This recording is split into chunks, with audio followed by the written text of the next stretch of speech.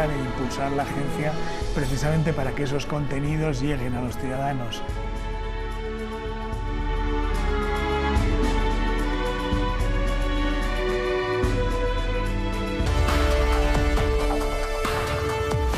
Fernando Garea Baragaño es el presidente de la agencia EFE, la agencia de noticias española, pues yo diría la agencia de noticias más influyente y más importante en español del mundo entero, o por lo menos eso es lo que uno siempre ha visto como tal. Fernando, bienvenido. Buenos días. Oye, bienvenido a México. Muchísimas gracias por haberme invitado. Es un gusto. Y encantado de estar en México. Sí, no es tu primera vez. No, estuve de turista hace tiempo. Mira. Y tengo un recuerdo maravilloso. Me parece un país espléndido para hacer turismo. Sí. Muy bueno. Pero ahora creo que te trajeron, como decimos en México, de entrada por salida, ¿verdad?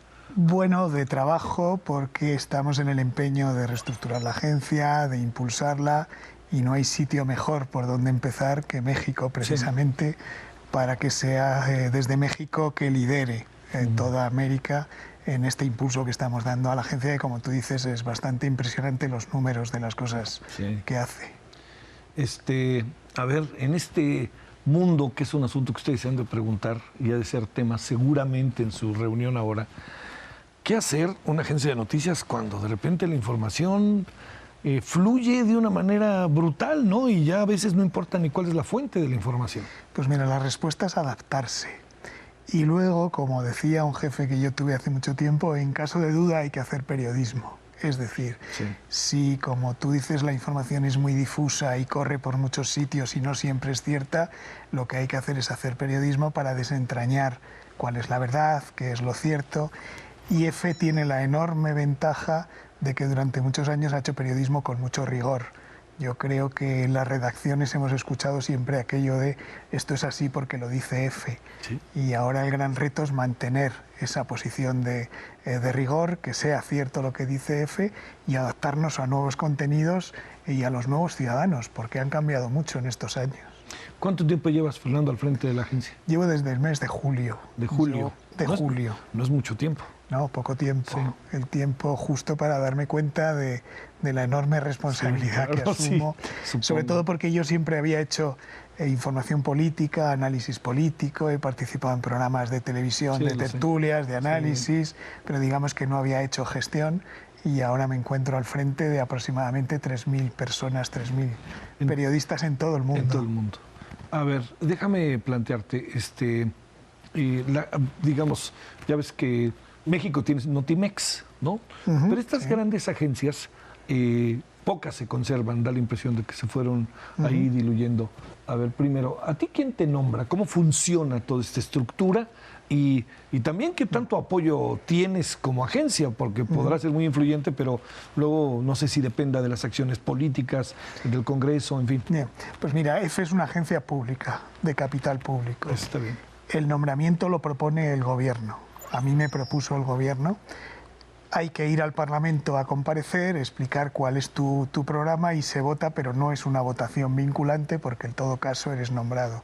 Lo que ocurre es que a mí me pareció que para asumir este cargo tenía que tener el consenso y el apoyo de todos los partidos. Claro. Entonces lo que hice, como además durante años, como digo, he estado en relación con los partidos políticos, fue pedir a todos los partidos uno por uno su apoyo antes de aceptar el nombramiento. Lo tuve, todos los partidos sin excepción, de derecha e izquierda, dieron apoyo a que yo fuera presidente de la agencia EFE y entonces acepté. Cuestión que no es un asunto sencillo, ¿no, Fernando? No, yo estoy muy orgulloso de eso porque me parece que es muy importante. Estamos ahora en España en un momento con una política muy fragmentada, con muchos enfrentamientos, y el hecho de que haya consenso sobre algo y sobre uno mismo, la verdad es que siempre es motivo de satisfacción y de reconocimiento, porque tú sabes que los periodistas andamos siempre en el filo entre la independencia, la neutralidad, nuestra propia subjetividad, que no podemos eliminarla. Y además yo he participado, como te decía, en programas de análisis en los que al final terminas casi implicándote, y el hecho de tener ese consenso de todos yo creo que fue muy importante. ¿De dónde viene la agencia EFE? ¿Cómo se echó a andar todo este...? Porque luego se decía que era la agencia de Franco, ¿te acuerdas, no? Pues para promover el franquismo. A ver, hemos cumplido la semana pasada 80 años. ¡Qué bárbaro! Hace 80 años fue justo el momento en el que acabó la Guerra Civil y por tanto España era un país muy oscuro, muy negro, muy triste, en el que había un gobierno fascista que lo que hizo fue crear una agencia que le servía entonces de propaganda. Había otra España que era la que estaba en México y de la que ahora se cumplen 80 años del exilio español en México y en todo el mundo, pero especialmente en México.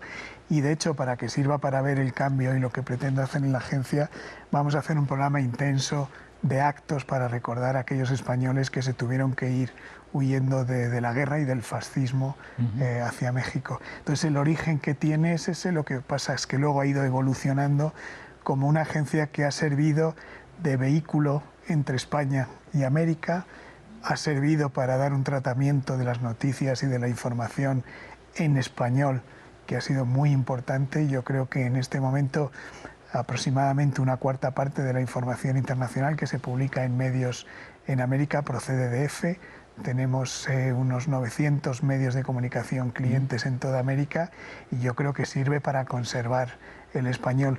Tenemos una parte a la que yo doy muchísimo valor, que es la Fundeu, la Fundación del Español Urgente, que sirve precisamente para mantener el uso del español, y eso es lo que es ahora EFE, fundamentalmente un vehículo de relación y de contenidos para todo el mundo. Cada país le da su propio tono en términos del uso del lenguaje, etcétera, o nos ponemos a discutir cómo ha pasado con la película Roma, que sé que estás al tanto de que la tradujeron y dijeron, ¿cómo es que tradujeron eso? A ver. Yo estoy en contra de la uniformidad en todo. A mí me gusta la variedad. Y creo que una de las cosas más ricas del español, tú sabes que se suele decir que es castellano en español, pero cuando cruza el Atlántico se convierte en español. Yo creo que es muy importante la riqueza. Yo estos días que estoy aquí y oigo expresiones que no recordaba o que no conocía, me parece que eso enriquece la lengua y enriquece el español. Es verdad que hasta ahora las normas del español se dictan desde la Real Academia, desde España, y probablemente eso tenga que evolucionar y tenga que cambiar. Pero a mí me parece que la riqueza del español y que en cada país de América tenga expresiones distintas o palabras distintas, a mí me parece algo enriquecedor. Hay cantidad de expresiones que oyes en América que yo creo que lo que hacen es servir al español y no cambiarlo, ni mucho menos. En esta gran evolución que ha habido de la agencia, ¿no? De este inicio y de lo que es ahora la agencia, me atrevo a decir, que yo recuerde, en la transición española jugó un papel muy importante como imagen al mundo. Fernando, te planteo, en todo este proceso, ¿qué relación guardas tú con el gobierno, siendo que el gobierno es el que te propone? Como ya ves esos procesos políticos, a lo mejor a mí me inquietan mucho por el país en el que vivo, ¿no? Pero en tu caso, ¿cómo funciona? Bueno, yo creo que todos los periodistas vivimos siempre en el alambre respecto al poder, aunque se esté en medios privados o en medios públicos. Yo creo que el periodista que no recibe presiones debe considerar que igual no está vivo. Yo creo que la obligación casi del poder es presionarnos y la nuestra es resistirnos a las presiones. Vives el día a día intentando resistirte a las presiones que vienen del poder político, en el sentido del gobierno, del resto de partidos, el poder empresarial y otro tipo de poderes. Pero yo tengo una teoría, cuando comparecí en el Parlamento expliqué esto y yo creo que es esencial. Yo creo que en los medios públicos la obligación es que cuando yo me vaya de mi cargo estén más enfadados conmigo los miembros del gobierno que los miembros de la oposición. Está muy bien. Yo creo que esa es mi obligación y eso es lo que debo hacer. Sí. A ver, son como varios temas. Me interesaría, si te parece, que primero entremos, te doy una batería así como de temas para los que vayamos hablando, pero empecemos, si quieres, primero por el papel de los medios públicos, luego el tema de la libertad. que es la libertad de expresión, donde empieza, donde termina, las nuevas tecnologías, todo eso. Pero empecemos por medios públicos que, como sabes, digamos, particularmente en México es una discusión de repente muy difícil de asir, ¿no? Exactamente dónde empezamos, dónde terminamos, de quién es este medio. Ya ves que aquí quieren hacer ahora una especie de radio y televisión española, ¿no? Sí. No sé qué andan pensando, y no lo digo en contra de radio y TV, sino en México. Bueno, yo creo que EFE, como agencia pública, como todos los medios públicos, tenemos una serie de obligaciones ineludibles. Una, la transparencia. Sí. Yo creo que, y así lo estoy haciendo, tenemos obligación de dar a la sociedad, y en el Parlamento en nuestro caso, información de todas las cuentas y en qué se gasta cada una de las cosas. Dar información de mi sueldo. Mi sueldo es público y se hace público porque creo que tenemos esa obligación de transparencia. Y luego, en lo que hacemos en el día a día de las informaciones, creo que tenemos una obligación de neutralidad, de tratamiento exactamente igual a los distintos partidos y a las distintas posiciones, y luego creo que tenemos que asumir algunos principios y liderar algunos principios en la sociedad. Por ejemplo, una de mis obsesiones en la agencia EFE es el asunto de la igualdad de las mujeres y el feminismo. Una de las primeras medidas que puse en marcha es una web específica sobre feminismo que lo que pretende es fomentar la igualdad, puesto que es un problema real, hay mujeres asesinadas por sus maridos, los feminicidios creo que es un problema real y estamos obligados como agencia pública a hacer pedagogía sobre ese asunto. Otro de los asuntos, por ejemplo, el tema de los migrantes, empezando por llamarlos migrantes, no ni emigrantes ni inmigrantes, que supone una visión muy parcial. Estamos obligados a explicar a la sociedad, en este caso a España, que no es verdad que los migrantes nos vayan a invadir y nos vayan a quitar nuestros puestos de trabajo, que todas esas cosas son patrañas, que ahora, por cierto, se disfrazan con el nombre de fake news, sí, noticias falsas, cuando en realidad son mentiras, que es lo que se ha utilizado toda la vida. Entonces yo creo que como agencia pública estamos obligados a poner por delante de todos esos principios. Oye, ¿tienen peso los medios públicos en España? ¿Son fuertes, influyentes? Lo tienen dentro de que, en nivel general, yo creo que los periodistas tenemos que ser conscientes de que hemos perdido mucho poder. Yo creo que ahora las redes, los nuevos medios hacen que los ciudadanos tengan otras fuentes de información que eligen ellos. Por poner un ejemplo, antes yo cuando trabajaba en un periódico de papel, yo le decía al lector, usted va a leer primero esta noticia porque es la más importante, luego va a leer esta y luego mucho más adelante si llega va a leer esta. Ahora en cambio los ciudadanos eligen qué van a leer primero y además ni siquiera se leen todo el periódico, sino que leen las noticias que les llegan por las redes sociales. Sí. Eso es una pérdida de poder notable. Hay también una fuente de información para los ciudadanos, que son esas mismas redes sociales. Luego los periodistas hemos perdido esa capacidad de influir que teníamos antes, ahora ha variado.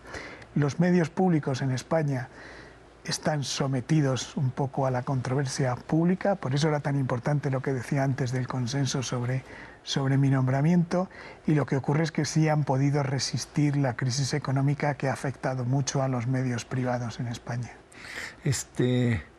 A ver, Fernando, ¿detrás de cada teléfono hay un periodista o el periodismo sigue siendo una profesión y un oficio? Yo creo que es un oficio y sobre todo es una pasión. Yo creo que no se puede vivir el periodismo sin pasión. Es muy difícil de explicar, como cualquier otra pasión. Sí. Sé que como a ti te gusta mucho la pasión por el fútbol.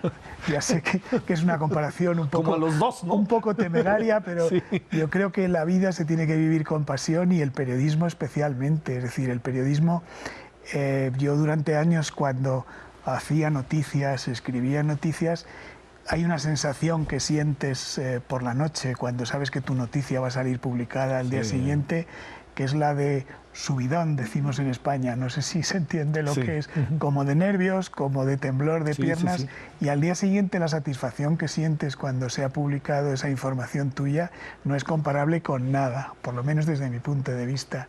Y creo que el día que pierda esa pasión, lo mejor que debo hacer es buscarme otro trabajo en otra cosa. Hay que estudiar periodismo.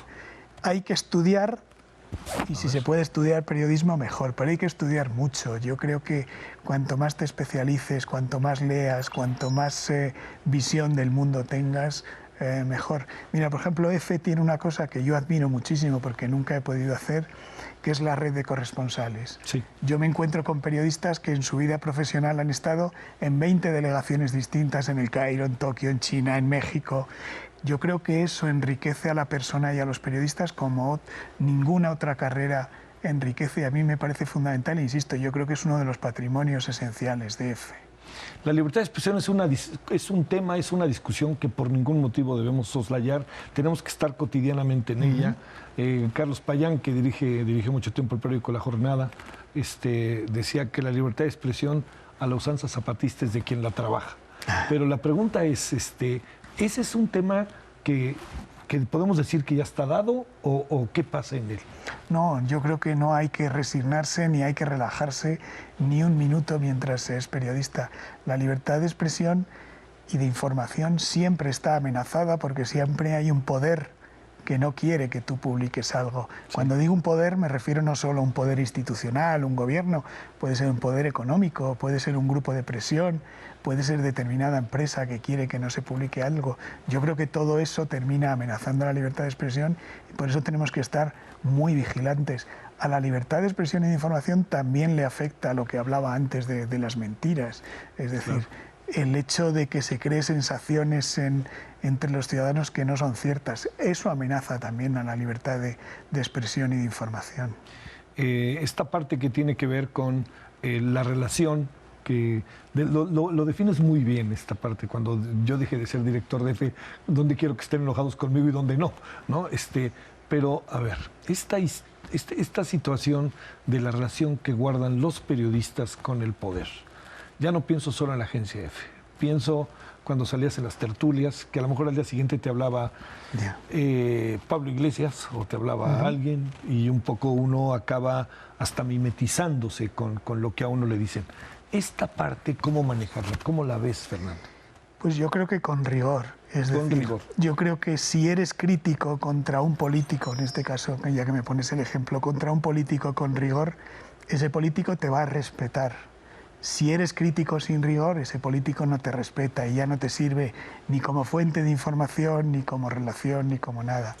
Es verdad que siempre hay un equilibrio difícil de mantener entre los periodistas y los políticos, en este caso, o los que hagan información económica, con los empresarios.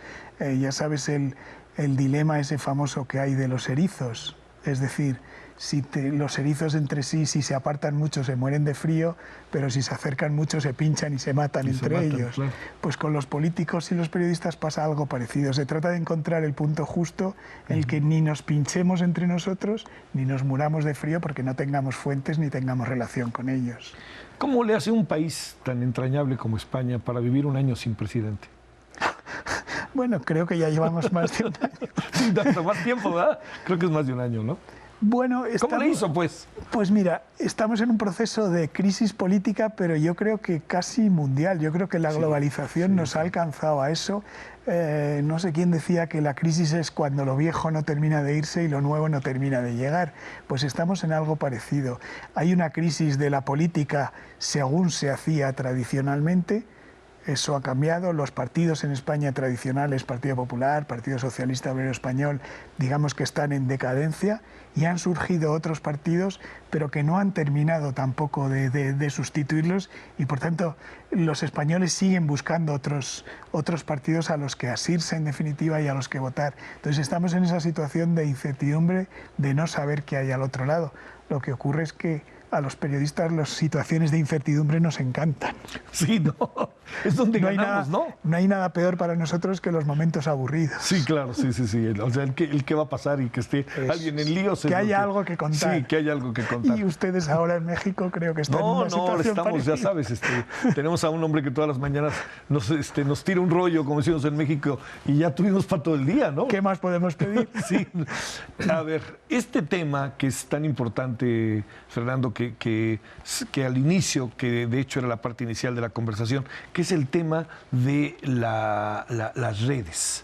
El saber que hoy los medios de comunicación, las propias agencias de noticias se nutren de las redes, ¿no? Yo digo algo, si me lo permites, que estamos viviendo una situación singular ahora, porque antes íbamos a las redes a ver qué pasaba, pero ahora lo que dicen las redes se van a los medios para ver si es cierto o no es cierto, ¿no? ¿En qué andamos? Y sobre todo, ¿en qué anda esta experiencia tuya como director de agencia en donde de repente sucede algo en Ecuador, por mencionar algo, y tú eres de alguna otra manera corresponsable de lo que se pueda publicar? A quien le van a reclamar es al de ahí y luego al director general, ¿no? Bueno, yo creo que lo que hay que hacer es una estructura. En eso estamos estos días aquí, en los que precisamente haya un modelo que funcione en todas las delegaciones, unas pautas determinadas para todos, un lenguaje que se pueda utilizar, unas determinadas formas de hacer contenidos explicativos y que sirvan a los ciudadanos. Y luego tú hablas de las redes. Eso nos ha cambiado nuestra forma de trabajar, está claro. Lo que pasa es que también nos ha hecho más necesarios que nunca. Vuelvo a lo de las noticias falsas. Es decir, yo creo que tenemos una obligación de explicar a los ciudadanos que lo que les está llegando es falso completamente. ¿Por qué? Porque eso va a servir para movimientos que se van a aprovechar de eso. Por ejemplo, en España se estaba desarrollando la idea esta de los migrantes como peligrosos, etcétera. ¿Quién está detrás de eso? Opciones, digamos, populistas que lo que buscan es crear ese ambiente para favorecerse de esos discursos xenófobos. ¿Cómo se combate eso? Con mucho periodismo y explicando a la gente que no es verdad que haya esas cifras de migrantes en España, como no es verdad que haya denuncias falsas sobre malos tratos a las mujeres, etcétera.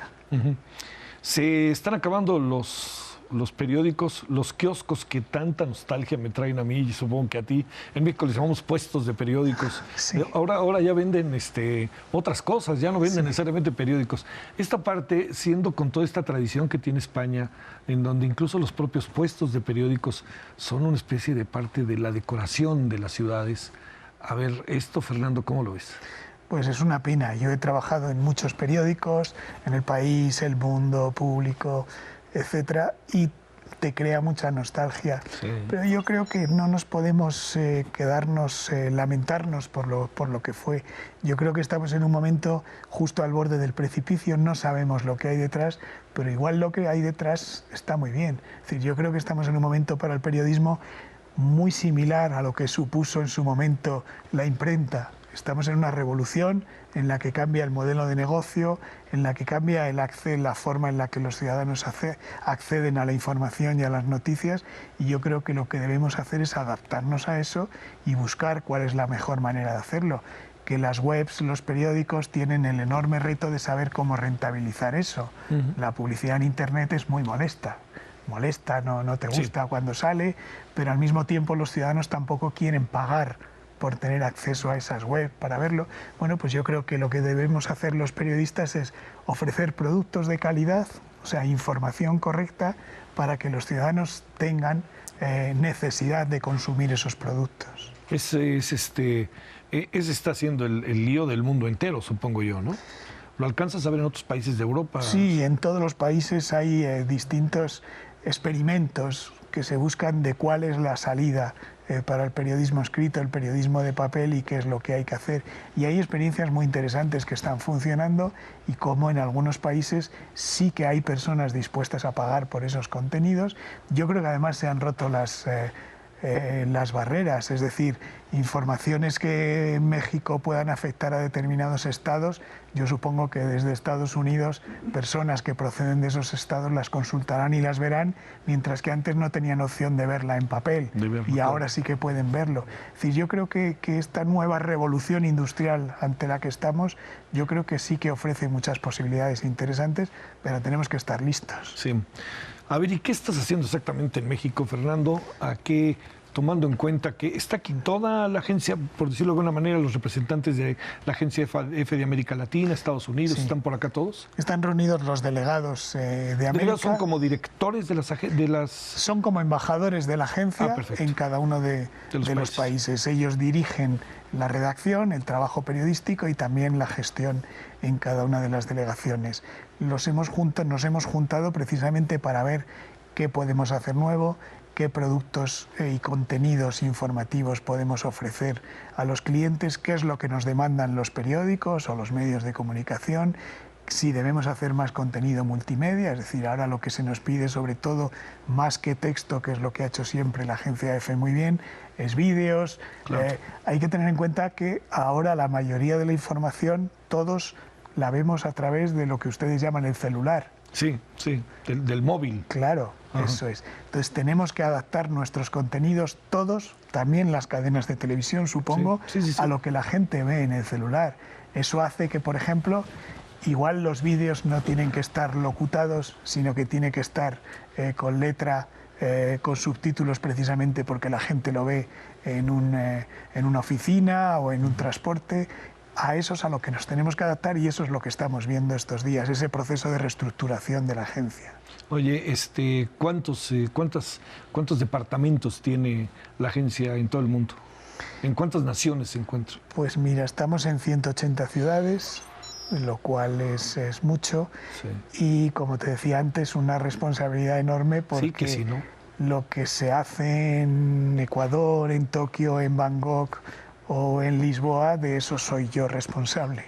Pero bueno, creo que vale la pena porque hay unos profesionales muy buenos en la agencia EFE. Y además nuevas generaciones, ¿no? Sí, que se han ido evolucionando, claro. Se ha ido renovando y sobre todo lo que te digo, con una experiencia en todo el mundo a mí me asombra que haya personas que hayan dedicado prácticamente su vida a la agencia a través de distintas, con todo lo difícil que es eso para tener una familia, sí. Trasladarse continuamente, a mí me parece que es un ejemplo absoluto. ¿Sigue siendo un problema grande para España, Cataluña, o no? Sí. Sí, lo sigue siendo. Lo es. No porque no esté a 8 columnas en los diarios, ha dejado de serlo. No está solucionado, ni mucho menos. Es una situación políticamente muy difícil porque afecta al sentimiento. Hay personas que legítimamente tienen el sentimiento de que tienen que ser un país independiente. Afecta también a la libertad de personas que ahora mismo están encarceladas y afecta también al sentimiento de la otra parte, que son los que sienten España como algo indivisible que no debe trocearse. ¿Aguantará el señor Pedro Sánchez otro rato ahí? Bueno, él tiene una tradición de dureza y de aguantar todo lo que le echen. Su trayectoria política está basada en eso y yo creo, aunque no me atrevo a apostar mucho, pero probablemente no habrá elecciones antes de otoño de este año como mínimo. Entonces un rato vamos a tenerlo. Dicen que viene a México el 30 de enero, ¿no? Sí, viene, visita fugaz, pero viene. Pero bien. ¿Nos podemos poner de pie para sacarnos una foto, Fernando? Sí, claro, por supuesto. De recuerdo de esta importantísima visita. Muchas gracias. Oye, a ver, ¿a quién le vas en fútbol en México? ¿Cómo? ¿Cuál es tu equipo favorito de fútbol en México? En México... Te puse en apuros, ¿verdad? Sí. El Chivas.